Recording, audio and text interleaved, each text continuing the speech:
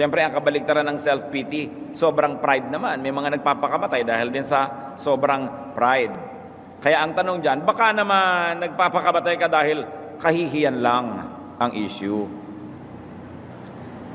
Yung nasangkot ka sa skandalo, o ayaw mong masangkot, sasabog na yung skandalo, masasangkot ka sa kahihiyan, malalantad kang ganon, you will be shamed and insulted, lilipas din yan. Hindi yan ipinagpapakamatay. No? Malalaman nila na ikaw pala si Darna, ikaw si Batman, yamang ang malaman nila. Total, matagal ka nang napapagod maglihim. Pag nalaman nila man yan, pag-uusapan ka lang na isang linggo, bukas malalaman naman yung kapitbahay nyo pala si Robin. So, lilipat na yung focus ng camera from you sa kanya naman.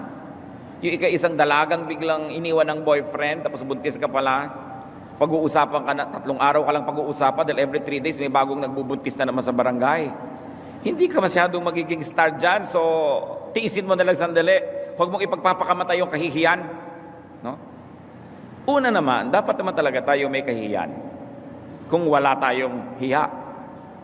Pero kung dahil lang sa hiya ay magpapakamatay ka, kapalan mo na lang. Mabuting buhay ka. Di ba sinabi? A living dog is better than a dead lion. Unang Samuel